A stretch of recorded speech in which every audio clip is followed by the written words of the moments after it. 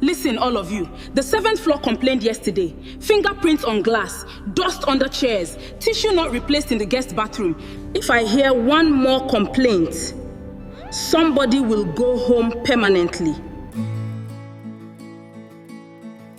Morenike Salami was the woman people stepped around in the hallway without seeing her face. She wore faded slippers, pushed a mop bucket after midnight, and cleaned the glass offices of powerful men who went home to sleep while she stayed behind. She emptied trash cans filled with coffee cups, torn contracts, and lunch receipts that cost more than what she spent feeding her children for a week. Still, Morenike reminded herself that honest work was not shameful. The shame was how people treated the ones doing it. Morenike was a single mother with 2 children, Fayan and Dara, a small one-room apartment, and no safety net. Their father had left years earlier with promises he never kept, so life became a daily fight for rent, food, school fees, transport, and survival. She had once dreamed of owning a business, but dreams did not feed children when the cupboard was empty. So by day, she was a mother. By night, she cleaned one of Abuja's finest office towers. People saw her uniform and thought they knew her whole story. They did not know she was studying everything. While she scrubbed floors, she was learning how contracts worked. While she replaced supplies, she was noticing waste. While executives insulted cleaners, she was quietly seeing what their managers failed to see. They did not know the woman they ignored at night would one day own the company they begged for in the morning. Every evening began the same way. Morenike cooked whatever she could afford, usually rice, beans, or noodles stretched with onions and pepper. She served her children first, then ate whatever remained. Sometimes Fayan noticed. Mommy, why is your plate small? Morenike would smile and touch his chin. Because I ate while cooking. He never fully believed her. After dinner, she helped him with homework, bathed Dara, packed their school things, and waited for her neighbor, Auntie Basirat, to knock on the door. Auntie Basirat was an older widow who lived across the compound. She watched the children at night for a small amount of money, and sometimes, when Morenike could not pay, she still came. That evening, Morenike tied her scarf, picked up her worn-out handbag, and kissed Dara's forehead. Dara held her sleeve. Mama, please don't go. Morenike's heart tightened. I have to work, baby. Fayan looked down at his book. Morenike knelt in front of them. One day, I will not have to live like this. One day, we will have our own place, your own room, and I will be home at night. Dara blinked. Promise? Morenike swallowed the pain in her throat. I promise. Auntie Basirat stood by the door, watching quietly. When Morenike stepped outside, the Abuja night air hit her face. She adjusted her bag on her shoulder and walked to the roadside to catch a taxi. She had no car, no driver, no rich uncle, no husband helping with bills. Just tired feet and a promise she kept making to her children.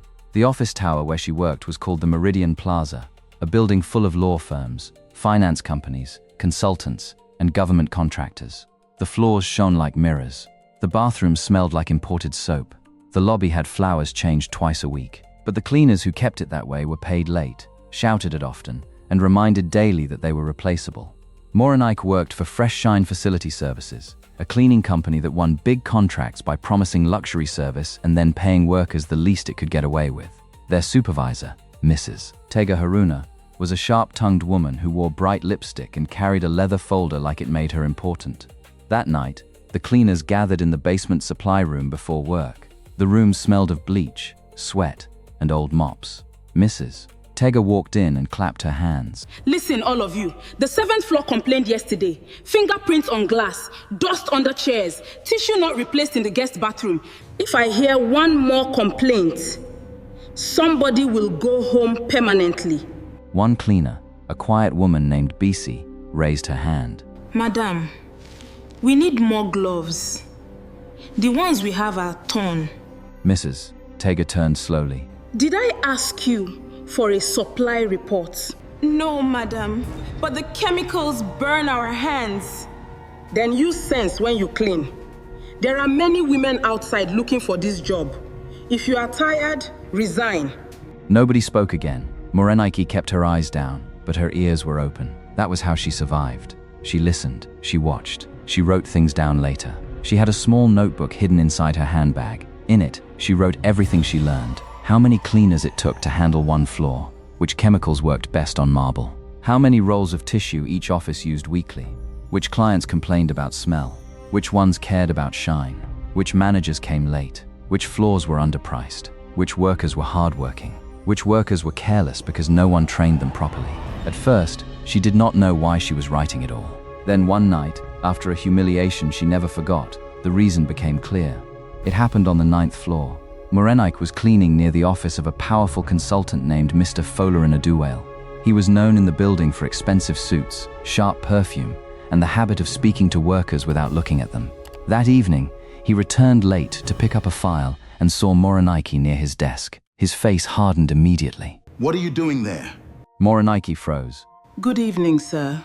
I am cleaning the floor. My drawer was open. She looked at the desk. Sir, I did not touch your drawer. He walked closer. Do you people think because we leave at night, nobody knows what you do? Morenike's chest tightened. Sir, I only cleaned around the desk. He glanced at her faded uniform. This is why people like you must be watched. You see small opportunity and your hands start moving. The words hit her like a slap. Sir, I did not steal anything. Mrs. Tega, who had been called upstairs, arrived quickly. Morenike expected her to defend her. Instead, the supervisor turned on her. Morenike, how many times have I warned you people? Do not go near executives' personal items. Morenike stared at her. Madam, I did not touch anything. Mrs. Tega smiled tightly at Mr. Folarin. Sir, I apologize. We will handle her. Mr. Folarin looked at Morenike with disgust. Handle her well. Cleaners should know their place. He walked away. Morenike stood there with a mop in her hand and shame burning behind her eyes. She wanted to shout. She wanted to walk out. She wanted to tell him that poverty did not make her a thief. But she thought of Fayan and Dara sleeping at home, so she swallowed it. Later, in the bathroom, she cried silently beside the sink. She looked at her reflection in the mirror. Her eyes were red. Her uniform smelled of bleach. Her hands were rough. For a moment, she felt small. Then she looked at the cleaning cart beside her. The bottles were half empty. The labels were cheap. The cloths were old. The workers were untrained. The company charged premium money and gave poor service. Clients were unhappy. Cleaners were suffering. Supervisors were rude. Supplies disappeared. Nobody cared about quality. Nobody cared about workers. And suddenly, something changed inside her. She wiped her tears and whispered, I can do this better. The next day, she started taking her notebook seriously. She asked quiet questions. She watched how building supervisors spoke to contractors. She listened when clients complained. She studied cleaning videos on her small phone during bus rides. She learned about disinfectants, polish, stain removal, staff scheduling, and customer service. She learned that cleaning was not just mopping. It was trust, detail, safety, consistency, and dignity. There was one person in the building who noticed her. His name was Sumaila Yusuf, the night operations officer. Unlike the others, he greeted cleaners by name. He did not step over buckets. He did not shout unless there was real danger. One night, he saw Morenike writing in her notebook during break. What are you always writing? Morenike quickly closed it. Nothing, sir. Sumaila smiled. Nothing fills many pages? She hesitated, then opened it slightly. I am just learning the business. The cleaning business? Yes, sir. Why? She looked embarrassed. Because one day, I want to start my own. Sumaila did not laugh. That surprised her. Instead, he pulled a chair and sat near the doorway. Then, learn what clients really want. Morenike looked up. He continued. Most cleaning companies fail because they treat workers badly and expect excellent results. A cleaner who is hungry, underpaid, and insulted will not care about shine. But if you train people, pay them well, and respect them, they will protect your name. Morenike wrote that down. Sumaila smiled. Also, offices do not only pay for cleaning, they pay for peace. They want to enter in the morning and not think about what happened overnight. That sentence stayed with her. Offices pay for peace. A few months later, Morenike took her first small step. On Saturdays, she began cleaning flats for working women, bachelors, and elderly tenants. She did not have flyers at first. She simply told people in her compound, at church, and at her children's school. My name is Morenike. I do home cleaning. I am careful, honest, and I bring my own supplies. Her first customer was a nurse who needed her kitchen cleaned after night shifts. Morenike arrived early, worked 4 hours, and left the apartment shining. The nurse looked around in shock. Sister, Who taught you like this? Morenike smiled. Life. The nurse referred her to a friend. The friend referred her to a landlord. The landlord referred her to a small office. Slowly, Saturday work became Sunday work too. She named her side business Sweetest Services. She wrote the name in her notebook and stared at it for a long time. Sweetest Services. It looked small on paper, but to her, it felt like a door opening. Not everyone believed in her. At Fresh Shine, one of her co-workers, Jume, laughed when she heard about it. So now you are CEO because you cleaned one kitchen. The other women laughed. Morenike smiled. Not yet. Jume shook her head. You people like stress. Just manage your life. Business is not for everybody. Morenike tied a trash bag and said quietly, Poverty is also not for everybody, but many of us are managing it. The laughter stopped. Her side business grew slowly. She saved every extra naira in an envelope hidden under her mattress. She bought better gloves, better brushes, proper microfiber cloths, small bottles with labels. She printed simple flyers at a roadside business center. She made a WhatsApp status every week. Nothing fancy. Just before and after photos, polite messages, and clear prices. But the more neatness grew, the more Fresh Shine became unbearable. Mrs. Tega noticed Morenike no longer looked desperate. She noticed customers calling her phone. She noticed Morenike buying her own cleaning supplies. One night, she cornered her in the supply room. I hear you are doing cleaning business outside. Morenike's body stiffened.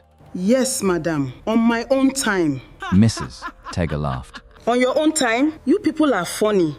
You learn small things from someone's company, and now you want to compete. I am not taking Fresh Shine clients. Do not argue with me. If I hear your name anywhere near our clients, I will make sure no cleaning company in Abuja hires you. Morenike said nothing. A week later, she was removed from 2 shifts. Then her pay came short. When she asked why, Mrs. Tega said, Uniform deduction. My uniform is old, madam. I bought my own shoes. Are you teaching me my job? No, madam. Then leave my office. The breaking point came when a false complaint was made about missing office supplies. No one proved anything, but Mrs. Tega used it as an excuse. Morenike, your services are no longer needed. Morenike stared at her. Madam, I did nothing. Mrs. Tega shrugged. That is what everybody says. How will I feed my children? Mrs. Tega looked at her coldly. That is not company business. Morenike walked home that morning with her uniform in a plastic bag. The sun was rising over Abuja, but it felt like darkness had followed her home. When she entered her apartment, Auntie Basirat saw her face and knew. They sent you away? Morenike sat on the edge of the bed and broke down. Fayan came close slowly. Mommy? She quickly wiped her face. I am fine. He looked at the plastic bag. Did you lose your job? Morenike pulled him and Dara close. For a moment, she wanted to lie, but she was too tired. Yes. Dara's eyes widened. Will we still eat? That question pierced her. Morenike held them tighter. Yes. We will eat. Fayan asked. What will you do? Morenike looked at her children, then at the envelope under her mattress, then at the notebook filled with years of pain, lessons, and plans. I will become braver. That was the day Sweetest Services stopped being a side job. It became her future. The beginning was not beautiful. It was hard, frightening, and humiliating in new ways. Morenike had no office, so she ran the business from her one-room apartment. She had no van, so she carried supplies in taxis, buses, and sometimes on her head when transport money was short. She had no staff at first, so she cleaned alone until her back burned and her knees trembled. But she had something powerful. She had standards. She arrived on time. She answered calls politely. She wore clean uniforms. She labeled every product. She sent before and after photos. She checked corners, windows, handles, switches, and bathroom edges. She never stole. She never lied. She never treated small jobs as if they were beneath her. Soon, she hired 2 women. Bisi, the cleaner whose hands had been burned by chemicals, and Amina, a widow who had lost hours at Fresh Shine. On their first day, Morenike gave them new gloves. Bisi held hers like a gift. Madam, are these for us? Morenike nodded. Yes. Your hands matter. Amina looked surprised. At Fresh Shine, they told us to manage. Morenike said. We are not managing disrespect here. We are building something. She trained them herself. When you enter a client's home, greet them properly. Do not touch private papers, do not gossip. Clean what people see and what they do not see. And if any client insults you, call me. We need work, but we do not need shame. Bisi's eyes filled with tears. Nobody has spoken to us like this before. Morenike smiled. Then let us start speaking to ourselves differently. The first major opportunity came from a woman named Mrs. Ijeoma Kalu, who owned serviced apartments in Woos. Another cleaning company had disappointed her before a foreign guest arrived, and someone recommended Neatest. Morenike received the call while washing school uniforms. Can you clean 3 apartments tonight? Morenike's heart jumped. Yes, ma. You sound sure. I am sure, ma. That night, Morenike, Bisi, and Amina worked like their lives depended on it. They scrubbed bathrooms, polished floors, cleaned windows, changed linens, removed stains, arranged kitchens, and left fresh scent in every room. Morenike inspected each apartment with a flashlight. Bisi laughed. Madam, even the guests will not check like this. Morenike said. That is why we must check first. The next morning, Mrs. Kalu walked through the apartments and stood still. Who cleaned this? Morenike stepped forward. We did, ma. Mrs. Kalu looked at her. You? Yes, ma. Morenike did not know what to say. Mrs. Kalu smiled. Send me your invoice and your company profile. Morenike had no company profile. That afternoon, she went to a business center, paid someone to design a simple one, and sat beside him until every word was correct. From Mrs. Kalu, Neatest got more apartments. From apartments, they got small offices. From offices, they got estate cleaning. Morenike registered the business properly. She opened a bank account. She bought uniforms. She learned invoicing. She made mistakes, corrected them, and kept growing. 3 years passed. Neatest Services became one of the most respected cleaning companies in Abuja. Morenike rented a small office, then a bigger one. She bought a used van, then 2 more. She employed single mothers, widows, and young women who needed a second chance. She created training sessions every Monday morning. She paid salaries on time. She offered childcare support for workers with young children. She built the kind of company she had once prayed someone else would build. Her children's lives changed too. Fayan moved to a better school. Dara had her own bed. Their apartment had more than 1 room. Auntie Basirat moved with them, no longer as a neighbor helping from pity, but as family. One evening, Fayan watched his mother signing documents at the dining table. Mommy, are you rich now? Morenike laughed. Not yet. But you are the boss. She looked at him and smiled. I was always the boss of my life. I just did not know how to act like it before. Meanwhile, Fresh Shine was falling apart. Their workers kept quitting. Clients complained about poor service. Supplies went missing. Mrs. Tega still shouted, still cut corners, still treated cleaners like disposable people. But now clients had options. One by one, contracts left. Then came the biggest surprise. The Meridian Plaza, the same office tower where Morenike had once been accused and fired, was looking for a new cleaning company. Fresh Shine's contract was ending, and several top companies were invited to submit proposals. Neatest Services received an invitation. Morenike read the email 3 times. For a while, she said nothing. Her assistant, Amina, noticed. Madam, is everything okay? Morenike turned the laptop toward her. Amina covered her mouth. Meridian Plaza? Morenike nodded. Bisi, who had entered with files, whispered. The same place? The same place. Amina's face tightened. You do not have to go. Morenike closed the laptop slowly. Yes, I do. Why? Because I did not suffer there for nothing. The day of the presentation, Morenike wore a navy blue suit, simple earrings, and polished shoes. Her hair was neatly styled. She carried a leather folder with Neatest's proposal inside. She did not look like the woman who once cried in the 9th floor bathroom, but that woman was still inside her, walking with her. When she entered Meridian Plaza, the lobby smelled the same. The marble floors still shone. The elevators still opened with a soft bell. For a second, her chest tightened. Then she saw Samaila Yusuf at the security desk. He looked older, but his smile was the same. Morenike? She smiled. Good morning, Mr. Samaila. He stood up fully. Today I should call you Madam Morenike. She laughed softly. Please don't start. He looked at the folder in her hand. I knew you would come back different. She took a breath. I came back ready. Upstairs, the boardroom was full. Property managers, executives, procurement officers, and representatives from cleaning companies sat around the long table. Then Morenike saw him, Mr. Folarin Adiwale, the man who once accused her of stealing. He was now part of the building management committee. Beside him sat Mrs. Tega Haruna, representing Fresh Shine. She looked confident at first. Then she saw Morenike. Her smile froze. Morenike greeted the room calmly and took her seat. The procurement chair began. We will now hear from Neatnest Services. Please introduce yourself. Morenike stood. Good afternoon. My name is Morenike Salami, founder and managing director of Neatnest Services. The room went quiet.